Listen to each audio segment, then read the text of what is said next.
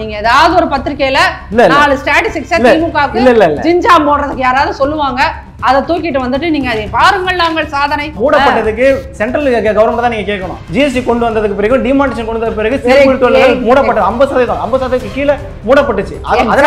Exactly sir. இதுவரைக்கும் வாங்காத கடனை இந்த ஸ்டாலினோட என்ன சொன்னீங்க, 4 ஆண்டு ஆட்சி சாதனை ஆட்சி இல்ல. இதுவரை தமிழகம் வாங்காத கடனை இவங்க 4 வருஷத்துல 5 லட்சம் கோடி வாங்கி வச்சிருக்காங்க சார். இது ஒரு சாதனைன்னு சொல்லுவீங்களா? கடனை வாங்கி என்ன அவங்க சொந்தமா அடிச்சுக்கிட்டாங்க. 4 ஆண்டுல சாதனை அப்படின்னு சொல்றதுக்கு இது ஒரு சாதனை கூட இல்லை சார். 5 விஷயம். இந்த 1000 ரூபாய் அம்மாவுக்கு கொடுத்தது, பொண்ணுக்கு கொடுத்தது, மகனுக்கு கொடுத்தது. இந்த பஸ்ஸுக்கு முன்னாடியும் பின்னாடி அசிங்கமா பிங்க் கலர்ல ஒரு பெயிண்டை அடிச்சும் அடிக்காத மாதிரி கொடுத்துட்டு அதை நீங்க வந்து விடியல் கலைஞர் திட்டம் ஏதோ ஒரு பேர் வச்சுக்கோங்க. மக்களை தேடி மருத்துவ திட்டம் சார். இந்த மக்களை தேடி மருத்துவம் ஒன்று தெரிஞ்சுக்கோங்க. இதெல்லாமே அதிமுக ஆட்சி காலத்தில் கொண்டு வரப்பட்ட திட்டங்கள். அதை பேரை மத்திய மாட்டேன். அதிமுக ஆட்சி காலத்தில் நாங்கள் 11 மெடிக்கல் காலேஜை கொண்டு வந்தோம். இவங்க அந்த 11 மெடிக்கல் காலேஜையும் ஒழுங்கா நிர்வகிக்கக்கூடிய திறமை கூட இல்லை. உங்களுக்கான அப்ரூவல் கிடைச்சிச்சு. ஊபி கொடுத்த வரி எவ்வளோ அப்படின்னா 2.5 லட்சம் தான் கொடுத்தாங்க. ஆனால் அவங்க ரிட்டர்ன் வந்தது 15 லட்சம் கோடி. ஆனால் நம்ம கொடுத்த வரி 6 லட்சம் கொடுத்தோம். ஆனால் ரிட்டர்ன் வந்து அதே 6 லட்சம் தான். இப்போ இந்த இடத்துல நீங்கள் கேள்வி கேட்கணுமா இல்லையா? ஏன் நீங்கள் மத்திய அரசு கேள்வி கேட்க மாட்டீங்க? இதுக்கு வந்து நான் வந்து ஒரு பொறுப்பான ஹியூமன் பீங்காக பதில் சொல்லணும்னு நினைக்கிறேன். திமுக காரமாக நான் தெனா வெட்டா பேசணும்னு நினச்சின்னு வச்சுக்கோங்களேன். அவ்வளோ அசிங்கமாக என்னால் கேட்க முடியும். திமுக சாதனைப்பார் புகழ்ந்தையில என்ன செஞ்சு கிழிச்சிங்க? அவன் நிதி கொடுக்க மாட்டேன்ற பிஜேபி காரங்க நிதி கொடுக்க மாட்டேன்னா சட்டை பிடிச்சி கேளு. ஏன் முடியல உங்களால? இப்ப தெரியுதா அதிமுக எப்படி 11 காலேஜ் கொண்டு வந்துச்சுன்றது நீங்களே பதில் சொல்றீங்களா? வேலை வேண்டுமா? ப்ளூ ஓஷன் இருக்கிறது. 10th 12th டிப்ளமோ டிகிரி படித்தவர்களுக்கு உணவு, தங்குமிடம், இஎஸ்ஐ, பிஎஃப், இன்சூரன்ஸ் உள்ளிட்ட சலுகைகளுடன் அனுபவத்திற்கேற்ற நல்ல சம்பளம் 15,000 முதல் 30,000 வரை. பெண்களுக்கு முன்னுரிமை. 2000க்கும் மேற்பட்ட வேலை வாய்ப்புகள் உள்ளன. இப்போதே தொடர்பு கொள்ளுங்கள். Blue ocean.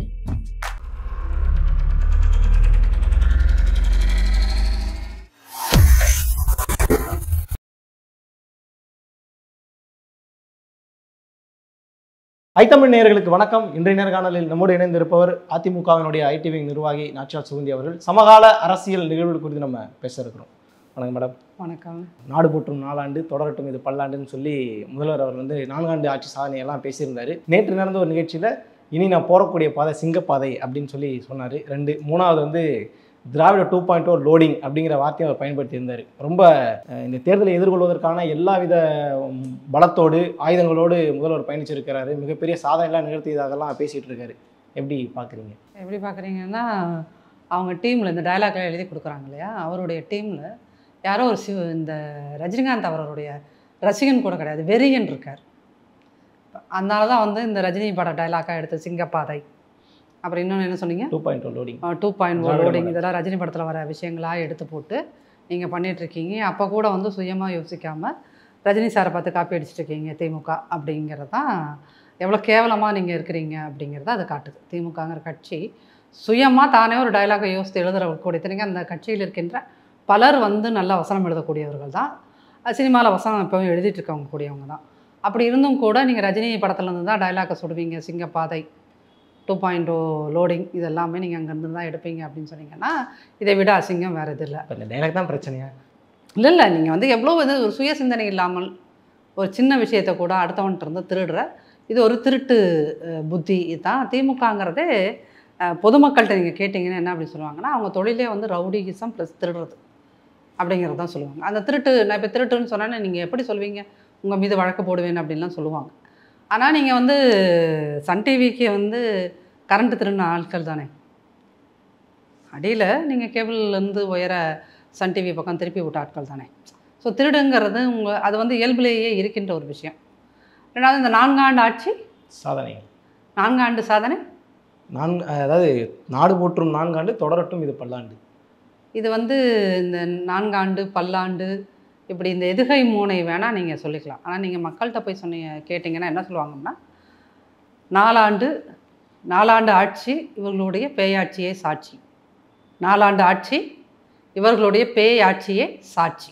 இதுதான் உண்மை. மக்கள் இவங்கள மாதிரியே ரைமிங்காக பேசுகிற மக்கள் அதை தான் சொல்லுவாங்க. ஏன்னா நீங்கள் எப்போவும் வந்து உங்களை மாதிரி படித்த மேதாவிகள்கிட்ட கேட்பதை விட எளிய மக்கள்கிட்ட கேட்டிங்கன்னா அவங்க வந்து ரொம்ப சிறப்பாக அடித்த மாதிரி சொல்லுவாங்கன்னு வச்சுக்கோங்க. அப்போ அதை கேட்கும்போது அந்த 4 ஆட்சிக்கு இந்த பேய் ஆட்சியே சாட்சி அப்படிங்கிற மாதிரி தான் அதை மக்கள் சொல்லுவாங்க. ரெண்டாவது, இந்த 4 ஆண்டுல சாதனை அப்படின்னு சொல்கிறதுக்கு நான் ஏற்கனவே இங்கே ஐத்தமிழில் பேசினது தான். அவங்கள்ட்ட சொல்கிறதுக்கு ஒரு சாதனை கூட இல்லை சார். திரும்ப திரும்ப எல்லா இடங்கள்லையும் முதல்வரும் சரி மற்ற அமைச்சர்களும் சொல்கின்ற விஷயம் 5 விஷயம். இந்த 1000 ரூபாய் அம்மாவுக்கு கொடுத்தது, பொண்ணுக்கு கொடுத்தது, மகனுக்கு கொடுத்தது 3000 ரூபாய். இந்த பஸ்ஸுக்கு முன்னாடியும் பின்னாடி அசிங்கமாக பிங்க் கலரில் ஒரு பெயிண்ட்டை அடிச்சும் அடிக்காத மாதிரி கொடுத்துட்டு அதை நீங்கள் வந்து விடியல் கலைஞர் திட்டம் ஏதோ ஒரு அதுக்கு ஒரு பேர் வச்சுக்கிட்டீங்க. ரெண்டாவது, இந்த குழந்தைகளுக்கு காலை உணவு திட்டம். அந்த காலை உணவு திட்டம் திமுக ஆட்சி காலத்தில் வந்த திட்டம் கிடையாது. அதை நீங்கள் புரிஞ்சுக்கணும். அது அதிமுக ஆட்சி காலத்தில் கொரோனாவுக்கு முன்னாடி இந்த திட்டம் ஒட்டுமொத்த சென்னையிலும் வந்து தொடங்கப்பட்டது. கொரோனா வந்ததுனால அந்த திட்டம் ஸ்டாப் ஆகிடுச்சு. அதை தான் நீங்கள் இப்போ விரிவுபடுத்தியிருக்கீங்க. இது இவங்க பயணியராக இவங்களே யோசித்து கொண்டு வருகின்ற திட்டம் கிடையாது. இதை தாண்டி நீங்கள் வந்து இப்போ வந்து நீங்கள் இதை பண்ணிட்டோம் அதை பண்ணிட்டோம்னு உங்களுக்கு ஒரு இந்த 5 விஷயத்தை தாண்டி திமுக கிட்ட சொல்கிறதுக்கு ஒரு விஷயம் கூட கிடையாது மக்கள்கிட்ட. மக்களை தேடி மருத்துவம் ஒரு திட்டம் இருக்குது சார். இந்த மக்களை தேடி மருத்துவம் ஒன்று தெரிஞ்சுக்கோங்க. இதெல்லாமே அதிமுக ஆட்சி காலத்தில் கொண்டு வரப்பட்ட திட்டங்கள். அதை பேரை மாற்றி தான் செஞ்சுக்கேன். மக்கள் மருந்தகமாக இருக்கட்டும், வீடு தேடி மருத்துவமாக இருக்கட்டும், இது எல்லாமே அதிமுக ஆட்சி காலத்தில் ஆட்சி முடியும் போது கொண்டு வரப்பட்ட பல திட்டங்களை தான். அந்த சமயத்தில் கொரோனா வந்ததுனால அந்த திட்டம் பாப்புலர் ஸ்கீம்ஸாக ஆகாதுக்கு முன்னாடி கொரோனா வந்துருச்சு. இப்போ எல்லாம் அதை நீங்கள் எக்ஸ்டெண்ட் பண்ணிட்டு இருக்கீங்க. கேட்டால் என்னமோ நீங்களே அதானே சொல்கிறேனே, திமுகவில் சுயமாக சிந்திப்பதற்கு ஒரு ஆள் கூட கிடையாது. சுயமாக சிந்திப்பதற்கு ஆள் கிடையாதுன்னு தான் நீங்கள் என்ன பண்ணீங்க, ஒரு பொருளாதார குழுன்னு சொல்லிட்டு உலக சர்வதேச புகழ் வாய்ந்த பொருளாதார நிபுணர்களெல்லாம் அவங்கள கொண்டு வந்து போட்டிங்க. அந்த கொண்டு வந்து போட்டதில் நீங்கள் என்ன பண்ணியிருக்கீங்க, இந்த 1000 ரூபாய் கொடுக்கணுங்கிற ஸ்கீமை தவிர்த்து அந்த பொருளாதார குழு நீங்கள் சாதாரணமாக கடந்து போகிறீங்க. 1000 ரூபாய் கொடுக்குற ஸ்கீம் நீங்கள் சொன்ன அந்த 5 திட்டமும் இருந்தால் கூட கலைஞர் மகளிர் உரிமை திட்டம் இல்லை 1.25 கோடி பெண்கள் பயன்படுறாங்க. கலைஞர் மகளிர் உரிமை திட்டம் ரூபாய், அந்த 1000 ரூபாய் அந்த மகளிர் உரிமை திட்டம் சாதாரண விஷயம் இல்லை. 1.25 கோடி வந்து நீங்க உடனே கொடுத்தீங்களா? அந்த திட்டம் நீங்க 1000 ரூபாய் கொடுப்பான ஆட்சி காலகட்டத்தில் இல்ல, அதிமுக ஆட்சி காலகட்டத்தில் விட்டுட்டு போகும்போது கொரோனா பேண்டமிக் இருந்துச்சா இல்லையா உங்களுக்கே நல்லா தெரியும். 2 வருஷம் நம்ம மிகப்பெரிய சிரமத்தை சந்திச்சோம்.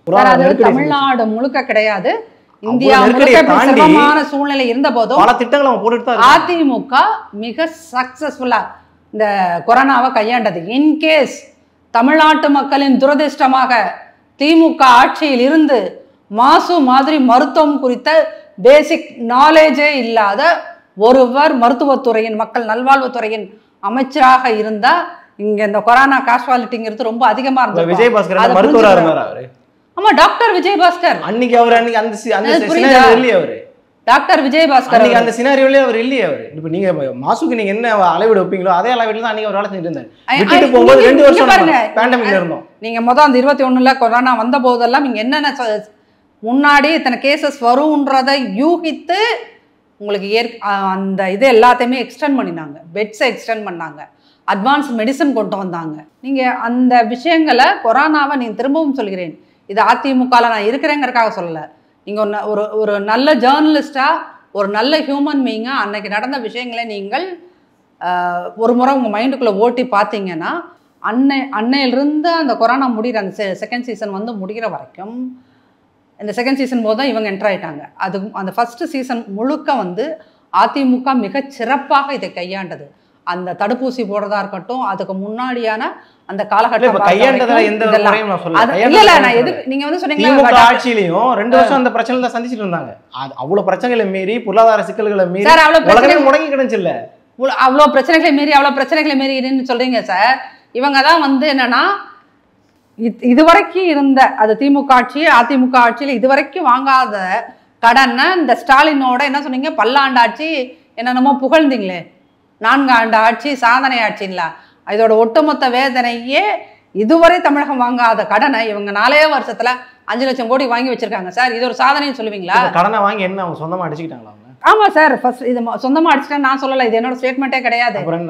பிடிஆர் சொன்னது சார்.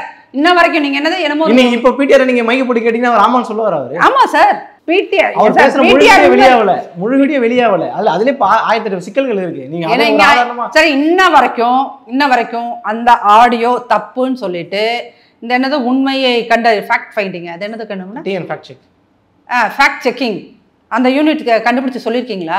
சொன்னிருக்கீங்களா? சொல்லலைல. அந்த ஆடியோ ரிலீஸ் ஆகி எத்தனை 3 வருஷம் ஆக போகுது, 3 வருஷத்துக்கு மேலே ஆக போகுது.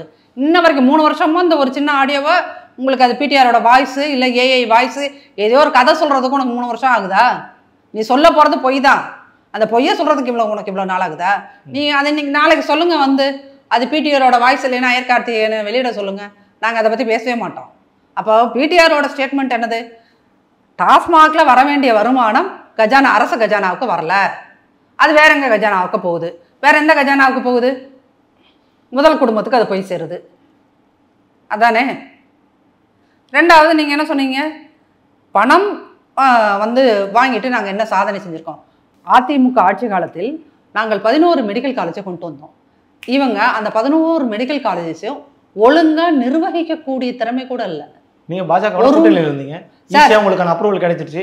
இங்க சாதாரணமா ஒரு சமக்கர சிக்ஷா அபியானுக்கு கேட்டதுக்கு அவ்வளவு பிரச்சனை பண்ணிட்டு இருக்காங்க சார். உங்களுக்கு அதை பத்தி நம்ம இல்ல பாஜகவோடு கூட்டணியில் இருந்ததுனால அதிமுக 11 மெடிக்கல் காலேஜை வாங்கிட்டு வந்துச்சு, சரிங்களா? பாஜகவோடு கூட்டணியில டைரக்ட் கூட்டணியில மக்களுக்கு கண்ணுக்கு தெரிந்த விசிபிளான கூட்டணியில திமுக இல்லை. ஆனா உதயநிதி சிங்கப்பூர்ல இருந்து டைரக்டா போய் மோடியை பார்ப்பாராம். மோடி உடனே இவரோட கேலோ இந்தியா கேமை வந்து தொடங்கி வைப்பாராம். அந்த நாடகம்லாம் எப்படி சார் நடக்குது?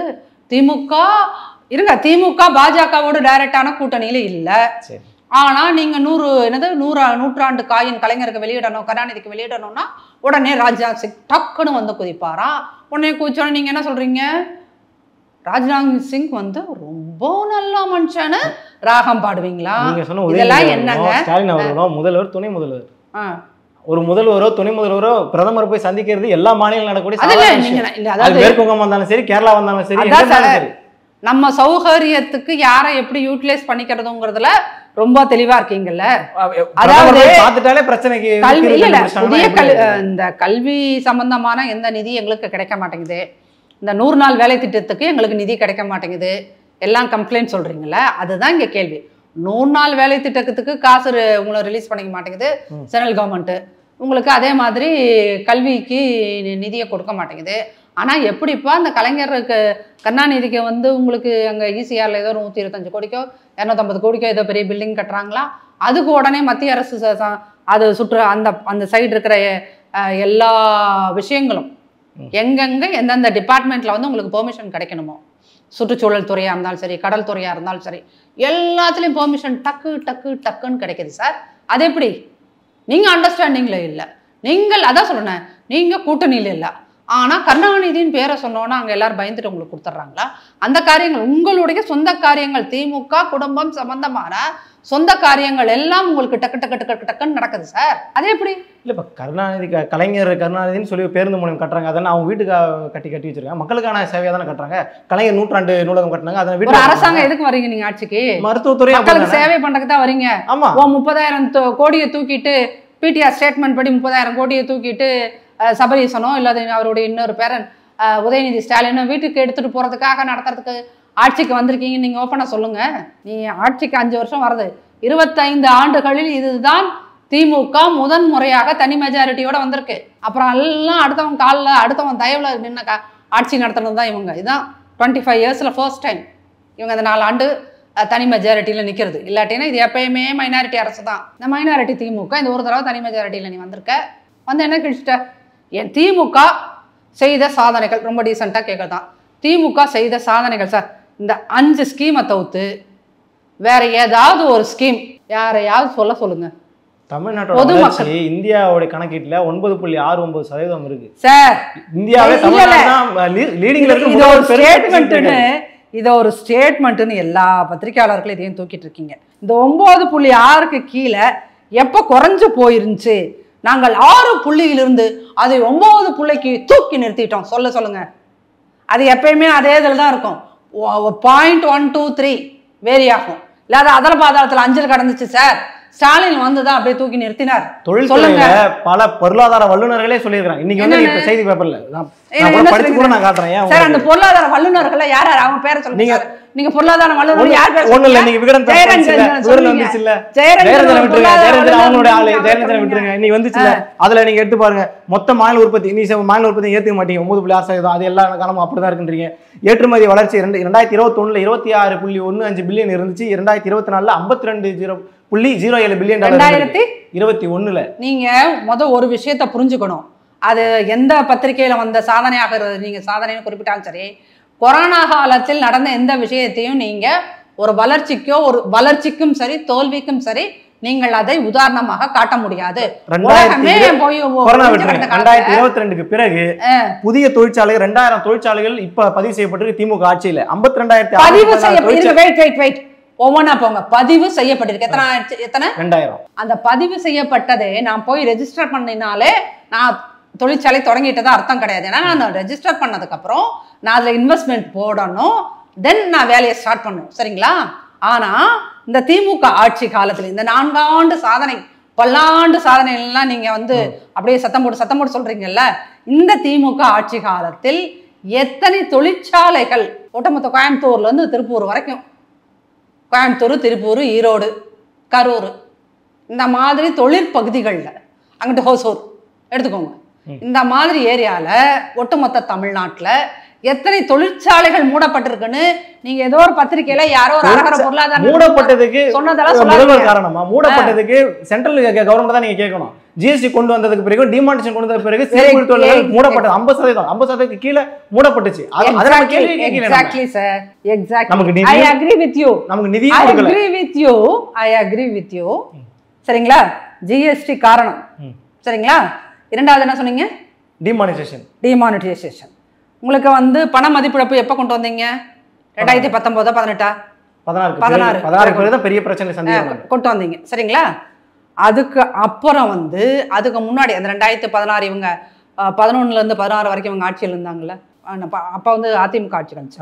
11க்கு முன்னாடி இவங்க 6-11 இருந்தாங்கல்ல, அன்னைக்கு தமிழ்நாட்டில் ஜிஎஸ்டினால மூடப்பட்ட தொழிற்சாலைகளை விட ஐயா அந்த கரண்ட் கட்டு மினிஸ்டர் பேர் என்ன, ஆற்காடு வீராசாமி ஐயாவோட புகழால் 8 மணி நேரம் தொடர்ந்து கரண்ட் கட்டு, 4 மணி நேரம் தொடர்ந்து கரண்ட் கட்டு, 3 மணி நேரம் தொடர்ந்து கரண்ட் கட்டு, இதனால் அன்னைக்கு ஒட்டுமொத்த தமிழ்நாட்டிலும் ஊத்தி மூடப்பட்ட தொழிற்சாலைகள், தற்கொலை செய்து கொண்ட தொழிலாளர் குடும்பங்கள், இதெல்லாம் நம்ம நேர்மையா பதிவு செய்யல சார். அதற்கான ஸ்டாட்டிஸ்டிக்ஸ் எங்கே இல்லை. இப்ப இன்னைக்கு நீங்க என்ன சொல்லுவீங்க, நாங்க வந்து ஆற்காடு வீராசாமி மாதிரி இல்லைங்க இந்த மினிஸ்டர், அவர் வந்து அந்த அளவுக்கு 1 மணி நேரத்துக்கு மேல எல்லாம் கட் பண்றது இல்லை.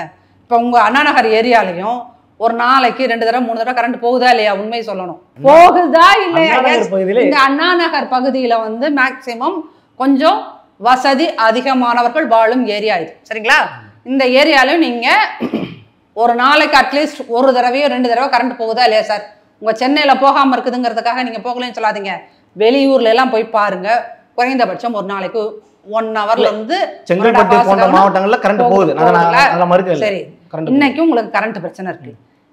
இந்த ஆட்சியின் 4 ஆண்டு ஆட்சியின் சாதனை 3 முறை நீ கரண்ட் பில்லை ஏத்தி விட்டேல, அதனால் பாதிக்கப்பட்ட சிறு குறு நிறுவனங்கள் எவ்வளவு இருக்கு, அதனால் ஊத்தி மூடப்பட்ட சிறு குறு நிறுவனங்கள் எவ்வளவு இருக்கு, அதெல்லாம் நீங்க ஏதாவது ஒரு பத்திரிகையில 4 ஸ்டாட்டிஸ்டிக்ஸ் திமுகவுக்கு ஜிஞ்சா போடுறதுக்கு யாராவது சொல்லுவாங்க, அதை தூக்கிட்டு வந்துட்டு நீங்க அதை பாருங்கள் நாங்கள் சாதனை. இலவச மின்சாரத்தை அவங்க தேர்தல் அறிக்கையில கொடுத்துருந்தாங்க. இலவச மின்சாரம் கைத்தறி தொழிலாளர்களுக்கு 300 யூனிட், விசைத்தறி தொழிலாளர்களுக்கு 1000 யூனிட், இதனால 2 லட்சம் பேருக்கு மேல பயன் அடைஞ்சிட்டு இருக்கிறதா சொல்றாங்க. புள்ளி விவரம் சொல்லுது சார். இந்த புள்ளி விவரம் யார் சார் கொடுத்தாங்க? அதே போல விவசாயிகளுக்கு இலவச மின் இணைப்பு கொடுத்தாங்க. நீங்க எந்த ஆட்சியில கரண்ட் கட்டுன்னு சொல்றீங்களோ அதே ஆட்சி தான் மின்சாரத்தை இலவசமாவே கொடுத்துருக்காங்க, மின் இணைப்பை இலவசமாவே கொடுத்துட்டு இருக்காங்க. பிரச்சனை இருக்கு, இல்ல யாருங்க மறுக்கல, பிரச்சனை இருக்கு. அதனோட அளவீடு என்னங்கிறதா பிரச்சனை. நம்ம நீங்க ஏற்கனவே சொன்னீங்க. இதெல்லாம் சொல்றதுனால சும்மா ஒரு ரேண்டமா நீங்க 505 வாக்குறுதிகள் கொடுத்தீங்கல்ல, என் கண்ணுக்கு படுறத நான் ரேண்டமா ஒரு 4 கேட்கறேன். என்ன நீங்க பண்ணி வச்சிருக்கீங்கன்னு பார்ப்போம். நீங்க இந்த பத்திரிகையாளர்கள்லாம் பாருங்க, எங்க திமுக ஆட்சி எவ்வளோ பெரிய சாதனையை செஞ்சுட்டோம். ரேண்டமா என்ன கண்ணில் படுறதோ அதை கேட்போம். நீர் மேலாண்மை, காவிரி குண்டாறு இணைப்பு திட்டத்தை செஞ்சு கிழிச்சிட்டிங்களா? தாமிரபரணி கருமேனி நம்பியார் இணைப்பு திட்டம் செஞ்சு கிழிச்சிட்டிங்களா? தமிழ்நாடு கேரளா எல்லையில் அமைக்கப்பட்டுள்ள செண்பக வள்ளி அணையிலிருந்து தமிழகத்திற்கு நீர் பகிர்ந்திட கன்னிகா மதகு கால்வாய்கள் என்னென்னமோ எழுதி வச்சிருக்கீங்க, பண்ணி வச்சிருக்கீங்களா? இது உங்கள் நீர் மேலாண்மையில் ஒரு 15 சொல்லியிருக்கீங்க. அந்த 15ல் ஒரு கருமத்தை கூட பண்ணலை. 15 இது விஷயங்கள் வாக்குறுதிகள் கொடுத்துருக்கீங்க. 17,100 கோடி ரூபாய் சரிங்களா? ஏரி குளங்கள் சிறப்பு திட்டம், ஏரி குளங்கள் பாதுகாப்பு சிறப்பு திட்டம்ங்கிறதுல பேர்ல ஏரி குளங்களை சிறப்பாக பாதுகாப்பு பண்ணியிருக்கீங்க. இதெல்லாம் நீங்கள் அடுத்த அதிமுக ஆட்சி காலத்தில் வந்து தான் கண்டுபிடிப்பாங்க. எத்தனை ஏரியை மண்ணை போட்டு நிரவி அது எத்தனை ஏரி வந்து ஏரியாவாக மாறி இருக்கு அப்படிங்கிறதெல்லாம் நாங்கள் வந்து தான் கண்டுபிடிப்போம். சரிங்களா? இதுதான் நீங்கள் செஞ்ச ஏரி குளங்கள் சிறப்பு பாதுகாப்பு திட்டம். அப்படி நீங்கள் கொடுத்த 505 உட்காந்து நான் ஒவ்வொன்றா எடுத்து கேட்க ஆரம்பிச்சாங்கன்னா மக்கள் கேட்பாங்க. நீங்கள் போவீங்கல்ல, இந்த ஸ்லோகன் சிவாஜி ரஜினி சாரோட டைலாக்லாம் தூக்கிட்டு போவீங்கல்ல, அன்னைக்கு மக்கள் உங்களை கேட்பாங்க. ரொம்ப அசிங்கமாக கேட்பாங்க. எத்தனை பேர் வந்து உங்களை வந்து கல்லை விட்டு அடிப்பாங்கன்றது கூட தெரியல. இந்த மாதிரி ஒரு ரேண்டமாக 4 விஷயத்த கேட்டால் கூட உங்ககிட்ட சொல்கிறதுக்கு ஒன்றுமே கிடையாது. மகளிருக்கு 1 லட்சம் மகளிருக்கு இப்படிலாம் போய் பேசி தான் நீங்கள் மகளிர்கிட்ட ஓட்டு வாங்கினீங்க. 1 லட்சம் மகளிருக்கு சிறுதொழில் கடன் டேட்டா இருக்கா? எடுங்க. 1 லட்சம்ன்ற இடத்துல நீங்கள் 1000 செஞ்சுருக்கீங்களா? நீங்கள் என்ன பண்ணீங்க? இந்த இவங்க 100 நாள் வேலை திட்டத்தை என்ன சார் சொன்னீங்க? ஞாபகம் இருக்கா? 150 நாளா 100 நாள் 150 நாளா 300 ரூபா ஒரு நாள் சம்பளமாக கொடுக்குறேன். நீ இத்தனை வாக்குறுதியை கொடுத்துட்டு இப்போ என்ன சொல்லுவ? பாஜக அரசு எனக்கு நிதி கொடுக்கவில்லை, அதனால நான் இப்ப நான் அங்கதான் வரேன். நான் மறுபடியும் கேட்கறேன். ஒண்ணு இல்ல, 2014-23 ஊபி கொடுத்த வரி எவ்வளவு அப்படின்னா 2.5 லட்சம் தான் கொடுத்தாங்க. ஆனா அவங்க ரிட்டர்ன் வந்தது 15 லட்சம் கோடி. ஆனா நம்ம கொடுத்த வரி 6 லட்சம் கொடுத்தோம். ஆனா ரிட்டர்ன் வந்தது அதே 6 லட்சம் வந்து. இப்ப இந்த இடத்துல நீங்க கேள்வி கேட்கணுமா இல்லையா? ஏன் நீங்க மத்திய அரசு கேள்வி கேட்க மாட்டீங்க? 2 லட்சம் கொடுத்த இடத்துல நீ 15 லட்சம் கோடி ரூபா கொடுக்குற, நாங்க 6 லட்சம் கொடுக்குறோம், அதே 6 வருதுன்னா இப்ப இந்த தட்டு எப்படி நீங்க புரிஞ்சுப்பீங்க? இல்ல, இதுக்கு வந்து நான் வந்து ஒரு பொறுப்பான ஹியூமன் பீங்கா பதில் சொல்லணும்னு நினைக்கிறேன். திமுக காரமாக நான் தெனாவெட்டா பேசணும்னு நினச்சின்னு வச்சுக்கோங்களேன், அவ்வளோ அசிங்கமாக என்னால் கேட்க முடியும். சரிங்களா? ஆனால் அதிமுகவில் ஒருபோதும் அப்படி பண்ண மாட்டாங்க. சரிங்களா? இல்லைன்னா திமுக காரங்களா இருந்தால் இதை பிரசன்னாட்ட நீங்கள் கேட்டேன்னு வச்சுக்கோங்களேன், அசிங்கமாக கேட்பார். ஒரு அம்மா அந்த கம்மலுக்கு நீ கொடுக்குற இதில் ஒரு மூக்குத்தி கூட கொடுக்க முடியாதுன்னு சொன்னப்போ எப்படி பேசினாரோ நான் அதை விட தெனாவெட்டா பேச முடியும். சார், அதிமுக காரங்க கேட்கணும் அப்படின்னு சொன்னால் என் ஆட்சியை அதிமுக கிட்ட கொடுத்துட்டு போயிடும் ஃபஸ்ட்டு. 2வது, நீங்கள் என்ன சொல்லி வந்து இந்த 40 எம்பிசி வாங்கினீங்க? ஓட்டு 40 எம்பிசிக்கும் சொல்லும் போது என்ன வாங்கினீங்க? தமிழ்நாட்டு பிரச்சனைகளுக்கு குரல் கொடுப்போம்னு சொல்லி தானே வாங்கினீங்க. இப்போ என்ன பண்ணிட்டு இருக்கீங்க? நீங்கள் என்ன குரல் கொடுத்துருக்கீங்க? எதுக்குமே மத்திய அரசு நிதி கொடுக்க மாட்டேங்குது. உங்கள் குற்றச்சாட்டை தானே. அப்போ 40 பேர் அங்கே போய் எதுக்கு என்ன வெங்காயத்துக்கு போனீங்க? என்ன வெங்காயத்துக்கு போனீங்க சார்? அதிமுக ஆட்சி காலத்தில் காவிரியில் தண்ணி திறந்த விடணும், காவிரி மேலாண்மை வாரியம் அமைக்கணும்னு சொல்லிட்டு 22 நாள் அன்னைக்கு இருந்த 37 எம்பிஸும் 22 நாள், 1 நாள் 2 நாள் இல்லை, 22 நாள் மொத்த பார்லிமெண்ட்டையும் முடக்கி வச்சாங்க. உன்னால் 1 நாள் ஆகவே முடக்கி வைக்க முடியலையே. 40 பேர் போயிட்டோம் நாங்கள் சாதனை. 40 பேர் போய் இந்த தமிழ்நாட்டுக்கு என்ன செஞ்சு கழிச்சிங்க கேட்டிங்கன்னா, நாங்கள் பேங்க் எக்ஸாமில் தமிழர்களை தமிழில் எழுத வைத்தோம். எதையாவது உருப்படாத 4 விஷயத்த சொல்லிட்டு போவீங்க. என்ன பண்ணினீங்க? இதெல்லாம் முன்னால் வந்து நிதி வாங்கி தர முடியலாம். முடக்கு வக்ஃபு திருத்த சட்ட மசோதாக்கு எல்லாருமே சேர்ந்து குரல் கொடுத்து தான் இன்னைக்கு அதை நீதிமன்றத்தில் தட்டு வச்சிருக்கிறோம். அது 40 எம்பிக்கள் தான். அது வந்து ஒட்டுமொத்த இந்த டிஎம்கேல இருந்த 22 எம்பிஸ் எதுவுமே பேசலன்னா சார் டீலிமிட்டேஷனுக்கு பேசிட்டு தானே இருக்காங்க. எது நீ டீலிமிட்டேஷன் பேசுறதுக்கு உனக்கு தெரிஞ்ச 4 ஸ்டேட் மினிஸ்டர்ஸையும் கூட்டிகிட்டு வரீங்களா? சீஃப் மினிஸ்டர்ஸையும் கூட்டிகிட்டு வரீங்களா சார்? எனக்கு நிதி கொடுக்கல. உன் எம்பி 22 பேர் கூட்டணி கட்சிக்காரனை விட்டுடு, உங்ககிட்ட 22 பேர் இருக்காங்கல்ல. நாடாளுமன்றத்தை 2 நாள் 22 நாள் மாதிரி அதிமுக கார மாதிரி உனக்கு தைரியம் கிடையாது. சூடு சொரணை சுயமரியாதை பகுத்தறிவு ஒரு வெங்காயமாக உங்ககிட்ட கிடையாது. நீ சபையை முடக்கு. ஏன் உனக்கு அந்த தில்லு இல்லை? பயம் முடக்கி விட்டால் அடுத்த நாள் வந்து நம்ம அநியாயமாக சேர்த்து வச்சிருக்க சொத்தெல்லாம் தூக்கிட்டு போயிடுவாங்கன்ற பயம். கனிமொழி மோடம் என்னென்னமோ டயலாகு இங்கே மீடியா கிட்ட பேசுகிறீங்க. ஏன் உங்களால் நாடாளுமன்றத்தில் ஏன் எங்களுக்கான நிதியை கொடுக்க முடியலன்னு ஏன் கேட்க முடியல? தயாநிதி மாறன் 2 டேர்மோ 3 டேர்மோ கண்டினியூஸாக இருக்காரு, ஏன் கேட்க முடியல? அண்ணன் ஆராசா மற்ற எல்லா விஷயத்துக்கும் அரை மணி நேரம் ஸ்தம்பிக்கிற மாதிரி ஸ்பீக்கர் நான் பேசுவேன், எனக்கு டைம் கொடுங்க, போராடி போராடி பேசுகிறீங்க, ஏன் கேட்க முடியல? இவங்கெல்லாம் வந்து நிறைய டேர்ம் அங்கே இருக்கிறவங்க தானே. டிஆர் பாலு வந்து ஆரம்பத்தில் சொன்னார், நாங்கள் அதிமுக 11 மெடிக்கல் காலேஜே வாங்கி வச்சுச்சு. உடனே இவர் சொல்கிறாரு, தங்கத்தட்டில் வைத்து மோடி அவர்கள் தமிழ்நாட்டுக்கு 11 மெடிக்கல் காலேஜ் கொடுத்தாரு. இப்போ நீங்கள் வெள்ளித்தட்டு எடுத்துகிட்டு போய் கேட்டு பாருங்கள் சார், எங்களுக்கான நிதிகளை கொடுங்கள். ஒரு நாள் டிஆர் பாலு மாதிரியான ஒரு சீனியர் பரம்பரையாக உட்கார்ந்துருக்கிறவர், மாநிலங்களவையில் இருக்கிற திருச்சி சிவா, கேளுங்களேன், கேட்க மாட்டீங்க. ஸ்டைலாக ஃப்ளைட்டில் போகிறது, அங்கே ஸ்டைலாக உட்காந்துட்டு ஸ்டைலாக 2 டயலாக்கை பேசிட்டு உங்களுக்குன்னு சொல்லிவிட்டு அவங்கவுங்க ஒரு புகழ்பாடும் குரூப் வச்சுருக்கீங்க, அவங்கள வச்சு அந்த வீடியோக்களை பரப்ப விடுறது. இவர்கள் முடிஞ்சிச்சுல, பார்லிமெண்ட் எலெக்ஷன் முடிஞ்ச 1 இயர் ஆயிடுச்சுல, பதவிக்கு நீங்கள் போய் அங்கே சீட்டில் உட்காந்து 1 வருஷம் ஆச்சுல, என்ன செய்து இந்த 40 எம்பிஸ் நாங்கள் போயிட்டோம், திமுக சாதனை பார், திமுக சாதனை பார் புகழ்ந்தையில் என்ன செஞ்சு கழிச்சிங்க? அவன் நிதி கொடுக்க மாட்டேன்றா, பிஜேபிக்காரங்க நிதி கொடுக்க மாட்டேன்னா சட்டை பிடிச்சி கேளு. ஏன் முடியல உங்களால? இப்போ தெரியுதா அதிமுக எப்படி 11 காலேஜ் கொண்டு வந்துச்சுன்றது நீங்களே பதில் சொல்றீங்களா? எப்படி கூட்டணியில் இருந்ததால உங்களுக்கு கிடைச்சிருச்சு, இப்போ நாங்கள் கூட்டணியில் எங்களுக்கு கிடைக்கல, அந்த பதில் தான் அவங்க சொல்ல போறாங்க சார். கூட்டணியில் இல்லை அப்படின்னா இப்போ கேரளாவுக்கு இதே மாதிரி எல்லா இடத்துலையும் அவங்க நிதியை கொடுக்காம வச்சுருக்காங்களா? இல்லை அங்கே மம்தா பானர்ஜிக்கு அப்படி தான் நிறுத்தி வச்சுருக்காங்களா? இங்கே தெலுங்கானா சிஎம்க்கு அப்படி தான் எல்லாத்தையும் நிறுத்தி வச்சுருக்காங்களா? இப்போ மற்றதுக்கெல்லாம் நீங்கள் வந்து பினராயி விஜயனை கூப்பிட்டு வரீங்க உதாரணத்துக்கு, தெலுங்கானாவை கூப்பிட்டு வரீங்க, சித்தராமையாவை கூப்பிட்டு வரீங்க உதாரணத்துக்கு, எல்லோருக்கும் எப்படி நிதி வாங்க வேண்டும்ன்றது தெரிஞ்சிருக்குது. ஏன் சார் ரொம்ப அசிங்கமான உதாரணமாக சொன்னால், ஒவ்வொரு டிஎம்கே மினிஸ்டர் வீட்டுக்கும் காத்தால ரெய்டு வருது, நைட்டோட நைட்டாக போய் அங்கே இருக்கிற எந்த பிஜேபி லீடர் காலில் விழுந்துட்டு வரீங்களோ தெரியல, அடுத்த நாள் அந்த கேஸே அமுக்கப்பட்டுருது. அப்போ உன் சொந்த பிரச்சனை, உன் வீட்டு கோடிகள் வந்து போயிடுது அப்படின்னோடனே இருட்டில் போய் காலில் விழுந்துட்டு வரையில. அப்போ ஏன் உன்னால் வந்து மக்களோட பிரச்சனைக்கு போராட முடியல? 40 எம்பி நாங்கள் பெற்றுவிட்டோம், 40 எம்பியை பெற்றுவிட்டோம், என்ன ஒரு பெருமையாக சுற்றிட்டு இருந்தீங்க? என்ன நீங்கள் செஞ்சு கிழிச்சிங்க? அடுத்த தடவை இதே இந்த எம்பிஸ் மக்கள்கிட்ட வரும்போது, போன தடவை ஜோதிமணியை துரத்தி விட்டாங்க மக்கள், தமிழ்ச்சி தங்கப்பாட்டினை பல இடங்களில் துரத்தி விட்டாங்க. இப்போ போங்க, அடுத்த தடவை வருவீங்கள்ல. எதுக்குமே நாங்கள் குரல் கொடுக்க மாட்டோம், ஃபேஷன் ஃபேரடில் நடந்துட்டு வர மாதிரி நாங்கள் போய் நடந்துட்டு வருவோம் பார்லிமெண்ட்டுக்குள்ளே அப்படின்னீங்கன்னா உங்களை என்ன கர்மத்துக்கு மக்கள் அனுப்பணும்? அப்போ இந்த திட்டங்களும் இதை போய் எதுவுமே செய்யலை, அப்படி எதுவும் ஏற்றுக்க மாட்டீங்க சார். இல்லை நீங்கள் இன்னொரு தடவை வேணால் பொறுமையாக உட்காந்து இந்த 40 எம்பிஸும் தமிழ்நாட்டுக்கும் புதுச்சேரிக்கும் வாங்கி கொடுத்த இத்தனை திட்டங்கள்னு எதையாவது ஒன்று நீங்கள் கண்டுபிடிச்சி சொல்லுங்கள் சார். நான் பேசுனது எல்லாத்தையும் வாபஸ் வாங்கிக்கிறேன். இந்த செகண்டே நான் பேசுனதெல்லாம் வாபஸ் வாங்கிக்கிறேன். நீங்களும் டெய்லியும் ஒரு நியூஸ் பேப்பருக்கு விட 10 நியூஸ் பேப்பர் எடுத்து இப்படி பார்த்து தானே படிச்சுட்டு வரீங்க. அது நியூஸ் பேப்பரில் படிக்கிறீங்களா, மொபைலில் படிக்கிறீங்களா?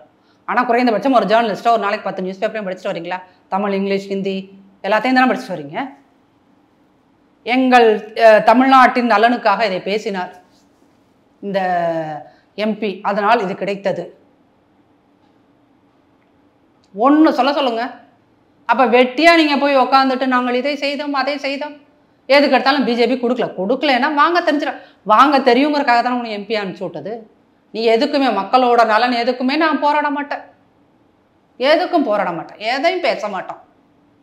இப்படி அழகாக ஸ்டைலாக போவோம், ஸ்டைலாக எழுந்திரிச்சு வந்துடுவோம். கேன்டீனில் நல்லா காஃபி டீ குடிந்ததுன்னா அதையும் குடிச்சிட்டு வந்துடுவோம், அவ்வளோதான். இதுக்கு ஒரு எம்பி, இதுக்கு ஒரு உங்களுக்கு ஒரு நாடாளுமன்றத்துக்கு வெளியில் நின்று போராட்டம் பண்ணியிருக்காங்க சார். இப்போ மணிப்பூர் சந்திச்சுட்டு சார், நீங்கள் மணிப்பூர் அவங்கள வந்து பேச விடாமல் எத்தனை நாட்கள் வெளியே அவங்க அனுப்பப்பட்டாங்க? எத்தனை நாள் அனுப்பப்பட்டாங்க சார்? சும்மா எதையாவது இத்தனை நாள் அனுப்பப்பட்டார்கள் அப்படிலாம் இல்லை. ஏதாவது இந்த மணிப்பூர் இஷ்யூ பற்றி பேசும்போது வெளியே அனுப்பப்பட்டிருப்பார்கள். தமிழ்நாட்டு நலனுக்காக பேசி எங்களுக்கு நிதி கொடுக்கலன்னு பேசி அவர்கள் வெளியே வந்திருக்கிறார்கள் அப்படின்னு கேட்டிங்கன்னா, நீங்கள் எத்தனை நியூஸ் பேப்பரை புரட்டி பார்த்தாலும், நீங்கள் திருப்பி அந்த நாடாளுமன்ற நடவடிக்கைகள் எத்தனை வீடியோஸ் உங்களுக்கு கிடைக்குதோ அது அத்தனை நீங்கள் திருப்பி ஓட்டி பார்த்தாலும் கிடைக்காது. அப்புறம் நீங்கள் கொடுத்த 505 வாக்குறுதிகளில் திருப்பி எதையாவது ஒன்று உருட்டுவோம் வாங்க. மதுக்கு அடிமையானவர்கள் மது பழக்கத்திலிருந்து விடுபட படிப்படியாக மது விலக்கை மேற்கொள்வோம். செஞ்சுருக்கீங்களா? 500 கடைகளை குறைச்சாங்களே. எத்தனை? 500 கடைகளை 500 கடைகளை அஃபிஷியலாக குறைச்சிட்டிங்கன்னா அன்அஃபிஷியலாக எத்தனை கடைகளை திறந்தீர்கள்? அன்அஃபிஷியலாக எத்தனை கடைகளை திறந்தீர்கள்? 24 மணி நேரமும் டாஸ்மாக் எப்படி டாஸ்மாக்லையும் செயல்படுகிறது, 24 மணி நேரமும் ஒரு குடிமகனுக்கு சரக்கு எப்படி கிடைக்கிறது? இதுதான் நீங்கள் ஆட்சி பண்ணுற லட்சணம். சரிங்களா? ரெண்டாவது, அடையார் ஆறு, கூவம் ஆறு, பக்கிங்ஹாம் கால்வாய், மாம்பழம் கால்வாய், கேப்டன் காட்டன் கால்வாய், ஓட்டேரி நல்லா இருக்கிற அத்தனை நீர்நிலைகளையும் நாங்கள் நீரோட்டம் அதிகரிக்க நடவடிக்கை எடுக்கப்படும். நம்ம பக்கத்தில் இருக்க அடையார் போய் பார்ப்போமா என்ன இவங்க ஆக்டிவிட்டி பண்ணி வச்சுருக்காங்கன்னு? சார் நாங்கள் 4 ஆண்டு சாதனை எல்லாத்தையும் எடுத்து போயிட்டுறேன், ரேண்டமாக 4-5 எடுத்து வாசிக்கிறேன், அதில் ஏதாவது ஒன்று பண்ணியிருக்காங்களா? நீங்களே சொல்லுங்கள் சார். நீங்கள் சொல்ல மாட்டீங்க, மக்கள் பார்த்துட்ருக்காங்க, மக்கள் பார்த்துக்கிட்டு இருக்காங்க. எதை எடுத்தாலும் நீங்கள் செஞ்ச ஒரே சாதனை எல்லா இடத்துலையும் கருணாநிதி பேரில் கக்குஸ்துளியை தவிர்த்து மற்ற எல்லாத்தையும் கட்டி வச்சுருக்கீங்க. ஒரு நூலகம் அமைச்சு வச்சுருப்பீங்க, நூலகம் அமைக்கிறது மக்களுக்கு தேவை, அமைச்சு வச்சுருக்கீங்க. அதை தவிர வேறு என்ன பெருசாக நீங்கள் சாதனை செஞ்சுருக்கீங்க? அப்புறம் இதெல்லாம் வேற பயங்கர இது. உங்கள் தொகுதியில் ஸ்டாலின் 377வது இது. உங்கள் தொகுதியில் ஸ்டாலின் என்ற தலைப்பில் கழகத் தலைவர் மு.க. ஸ்டாலின் அவர்கள் மாவட்டம் தோறும் பொதுமக்களின் அன்றாட பிரச்சனைகளை குறித்து மனு வாங்குவாராம். மனு வாங்கி 100 நாட்களுக்குள் தீர்வு கொடுத்துருவாங்களாம். அப்படி ஏதாவது 100 நாட்களுக்குள் தீர்வை பெற்ற ஒரு தமிழ்நாட்டு குடிமகனையோ குடிமகளையோ நீங்கள் காட்டுங்கள். என்னன்னா இப்போ டிசைனாக எவ்வளோ பொய், எத்தனை பொய். எதை ரேண்டமாக எடுத்து கேட்டாலும் குடிசைகளே இல்லாத தமிழகம் உருவாக வேண்டும் என்ற நோக்கத்தோடு திமுக கழக ஆட்சியில் கலைஞர் வீடு வழங்கும் திட்டம் 2010 பண்ணோம். அந்த மாதிரி நாங்கள் திரும்பவும் பண்ணுவோம்னு அவ்வளோ பெரிய பேராகிராஃப் எழுதியிருக்கீங்க. ஆனால் ஒன்றும் கூட செய்யலை. இப்போ இதெல்லாம் ஏன் செய்யலைன்னு நம்ம கேட்டோம்னா என்ன சொல்லுவாங்க? இது எல்லாத்தையும் எழுதினது டிஆர் பாலு, அவர்கிட்ட போய் கேளுங்கம்பாரு ஐயா துரைமுருகன் அவர்கள். ஒரு முறை இப்படி பத்திரிகையாளர்கள் கேட்டது தான், இதில் எல்லாம் நான் இன்வால்வ்டு இல்லைப்பா, டிஆர் பாலு எழுதுனாங்க, கனிமொழி எழுதுனாங்க, அந்த டீம் தான் எழுதுச்சு, நீங்கள் அவர்கிட்ட போய் கேட்டுக்கோங்கன்னு அவங்க சொன்னாங்க. இப்போ என்ன பண்ணியிருக்கீங்க? திமுகவின் சாதனை, நான் ஒரே ஒரு சாதனை சொல்கிறேன். என்ன பெரிய சாதனை? இவங்களுக்கு தோஷம் தீரணுன்றது ஏதோ ஒரு அந்த பூசாரி சொன்னதுக்காக பல 100 கோயில்களுக்கு கும்பாபிஷேகம் நடத்தியிருக்காங்க. 2000க்கும் அதிகமான கோயில். சரிங்களா? அதை தாண்டி இவர்கள்ட்ட வந்து சாதனைன்னு சொல்கிறதுக்கு வேற இல்லை, வேதனைன்னு சொல்கிறதுக்கு நான் எதிர்கட்சியில் இருக்கிறோங்கிறத தாண்டி ஒவ்வொரு பொதுமக்கள்கிட்டையும், அது குழந்தைகள்லேருந்து ஸ்கூல் போகிற குழந்தைங்க இருக்காங்க, ஸ்கூல் போகிற குழந்தைகள்லேருந்து பெண் குழந்தைகள் 1000 கொடுக்குறாங்க. சரிங்களா? ஸ்கூல் குழந்தைகளுக்கு காலை உணவு திட்டம் இருக்கு. இந்த 1000 ரூபாய்ங்கிறத கொடுக்குறாங்க. இல்லை, நீங்கள் அந்த 1000 ரூபாங்கிறத ஒரு பெரிய விஷயமா பேசுறீங்க சார். இங்கே 1000 ரூபாய் அப்படிங்கிறது இல்லாதவனுக்கு அது பெரிய விஷயம் தானே. உங்கள் மனசாட்சியின் மீது கை வைத்து சொல்லுங்கள். அந்த அம்மாவுக்கு கொடுக்குற 1000 ரூபாயும், ஒருவேளை அந்த ஒரு குடும்பத்தில் ஒரு பையன் இருக்கான், பொண்ணும் இருக்குதுன்னு வச்சுக்கோங்க, இவங்க எல்லாமே கவர்மெண்ட் ஸ்கூலில் படித்தவங்க, அந்த அம்மாவும் இருக்காங்க அப்படின்னா, அவங்க வீட்டுக்கு 3000 ரூபாய் காசு கிடைக்குதுன்னா அந்த 3000ல் 2000 ரூபாய் மளிகை கடைக்கு போகிறதா, டாஸ்மாக்கு போகுதா? உங்களுக்கு மனசாட்சி இருந்தால் நேர்மையான பதிலை சொல்லுங்கள். அந்த 2000 ரூபாய் 3000 ரூபாய், அதில் 1000 ரூபாய் மெடிக்கல் எமர்ஜென்சி மெடிக்கல் செலவு விட்டு வச்சுக்கோங்க சார். 2000 ரூபாய், அந்த 2000 ரூபாய் மளிகை கடைக்கு போகுதா, பால் கடைக்கு போகுதா, காய்கறி கடைக்கு போகுதா, டாஸ்மாக் போகுதா? இன்னும் உங்கள் கேள்வியோடவே இந்த அமர்வை நான் வந்து முடிவு கொண்டு வரேன். நம்ம தொடர்ந்து இதை பற்றி நம்ம பேசுவோம். பல்வேறு விஷயம் நம்ம பகிர்ந்துருக்கோம். மக்கள்கிட்ட கொண்டு போய் சேர்க்கலாம். மக்கள் தெளிவடையட்டும். நன்றி.